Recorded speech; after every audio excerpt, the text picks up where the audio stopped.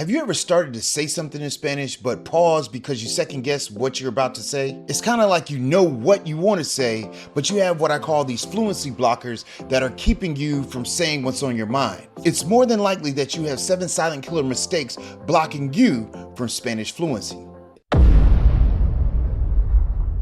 In this video, I'm going to show you the 7 most common mistakes that a lot of adults make when starting out learning Spanish and a quick fix for each of them. So stick around to find out what those 7 mistakes are and how you can solve for them right now.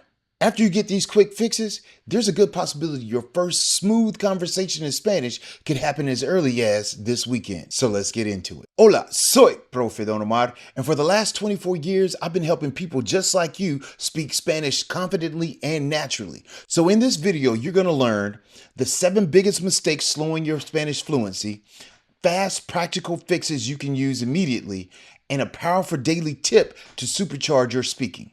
So coming in at mistake number 1 is translating directly from English. Now I know this may be super difficult for a lot of people, but you have to push yourself from the jump to avoid doing this because it can develop bad habits for you down the road. Here's an example of somebody translating directly from English. It's a common mistake made all the time.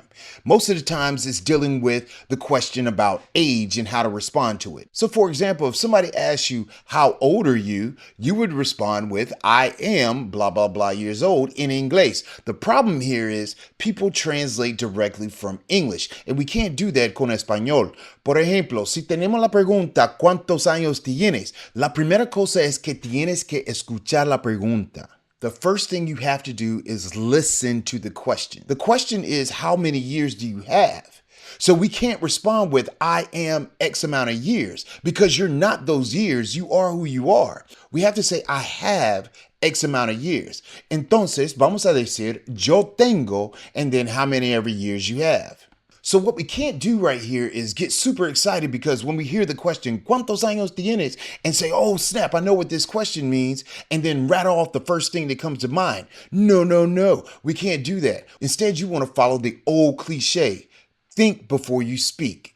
So let's quickly fix this mistake. So your quick fix is to think about the verb that they have used in the question and have the mindset to say, okay, do I need to use this verb in my response? Chances are you're going to use that verb in your response. So we've got another quick fix that can help you with this situation and similar situations like it. It's called learning smart chunks. These are full, useful phrases that you memorize and rattle off instantly. The most important thing is when you use these smart chunks that you practice on a daily basis. So you want to repeat them over and over again until you know them like your middle name. I know that's very cliche, but it's absolutely true and it's very effective. Now, the verb tener has many different uses, and if you want me to make a video about that, just leave a comment in the section below and we'll get into that in a separate video. Real quick, 2 things. I want to thank you personally for taking time to watch this video, but did you know that over 76% of people who watch the videos here on Speak Spanish Now are not subscribed? And there's a good chance that you could be one of them. So make sure you're subscribed so you catch all of the fun tips, the creative strategies, and easy to follow lessons.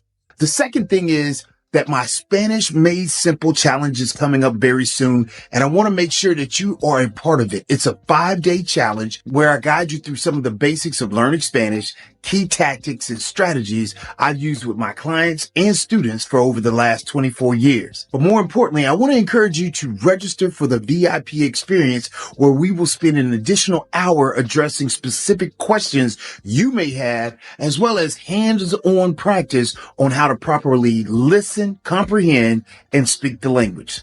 So use the link below to get registered for the Spanish Made Simple Challenge, and I'll see you there.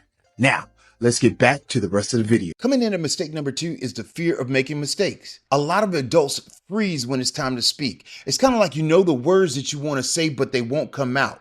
Wait a minute, this kind of reminds me of a movie that I used to watch back in the day. Anywho, why is that? It's because you're afraid that you're going to say the wrong thing. And what does that resort back to? It's simply us going through school, from elementary school all the way up through high school. When you gave the wrong answers, oftentimes you were ridiculed by peers, or you were told, no, that's not the right answer by the teacher. Well, some teachers. I would never do that. Yeah, I'm lying. But here's the truth. Mistakes are part of learning. especially when it comes to learning Espanol.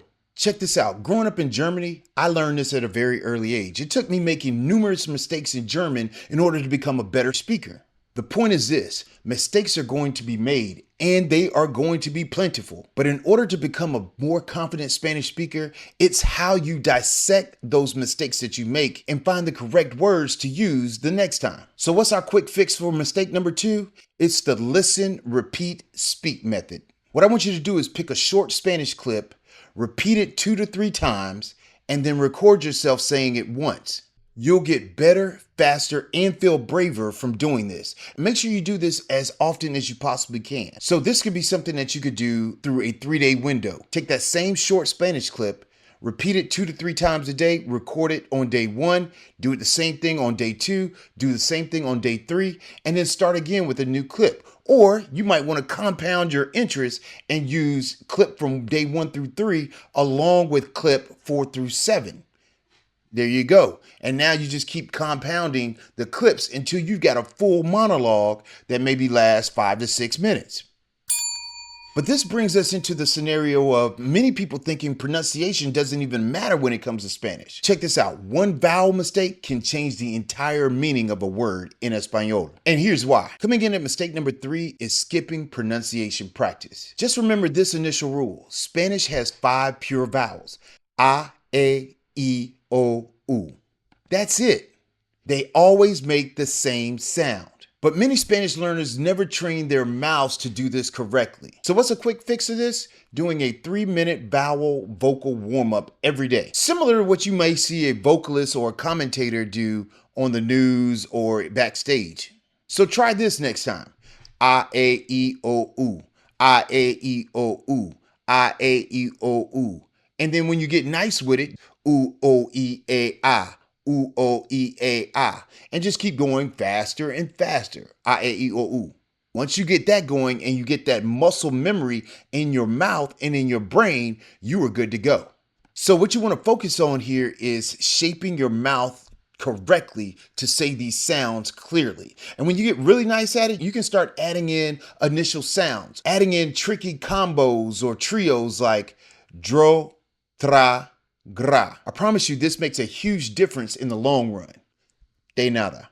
Hey, by the way, if you're finding value in today's video, be sure to give it a like and share it with everyone you know that's trying to avoid these 7 costly mistakes when learning Spanish. Up next, we've got mistake number 4, mixing up when to use ser versus estar. This by far has to be the most common mistake made by all learners. Not understanding the profound differences between ser and estar can oftentimes make beginners throw in the towel way too early. Por ejemplo, someone asks you, ¿Cómo estás? And responding with, soy cansado, can end up with you receiving visual responses like, Here's the fastest fix for you when to use ser versus estar. You always want to make sure that you understand the differences of these 2 acronyms, Dr. W and place.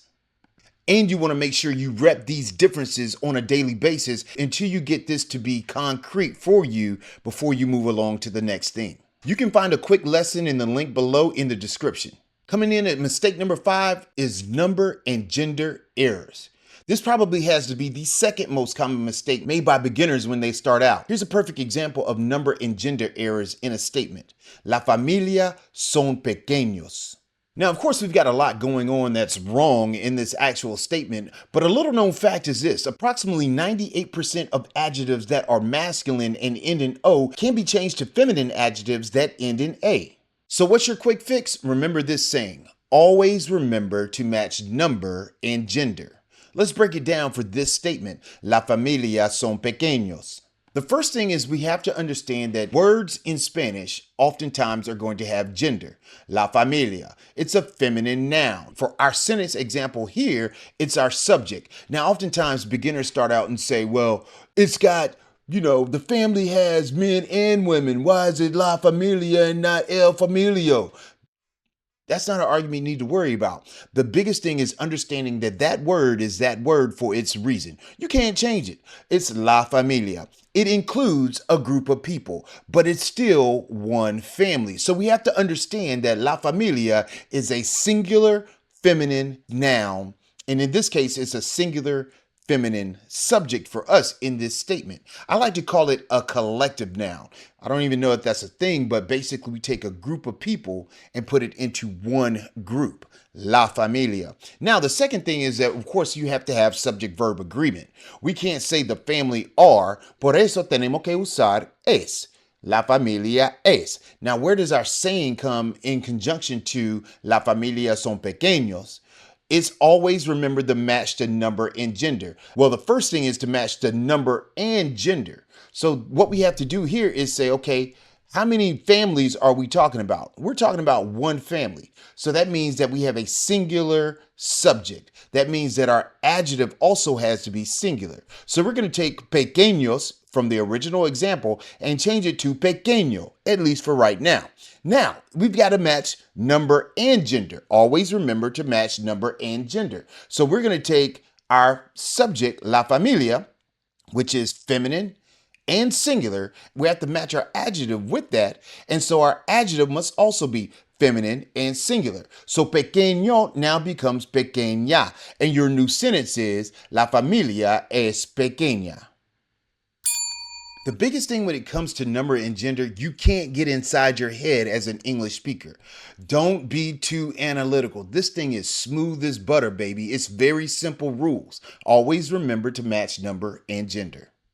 But if you need a deeper understanding on number and gender, you can find the link for a video in the description below. Have you ever confidently started off a Spanish statement and then halfway through the statement you realize that you used the wrong past tense? Here's how to avoid that embarrassment. Coming in mistake number 6, we have using the wrong past tense. We're talking preterite tense versus imperfect tense. Here's a common mistake that many people make. Ayer estudiaba por 2 horas. Here's a quick fix to remedy this situation forever. I always teach my clients 2 distinct acronyms that help you determine when to use the preterite tense versus the imperfect tense. With these 2 acronyms, you have individual reasons that help you determine which tense to use. For el pretérito tenemos noises y para el imperfecto tenemos Al swept. You know, like Al swept the floor. I'm not going to go into detail about these 2 and how to identify which one to use. I'll link up a playlist to these 2 tenses and when to use both of them in the description below. Now, even advanced learners slip up with this next mistake. Are you making this mistake as well? In this day and age, this mistake coming in at mistake number 7 is probably the largest mistake that we all make. And it's relying only on language apps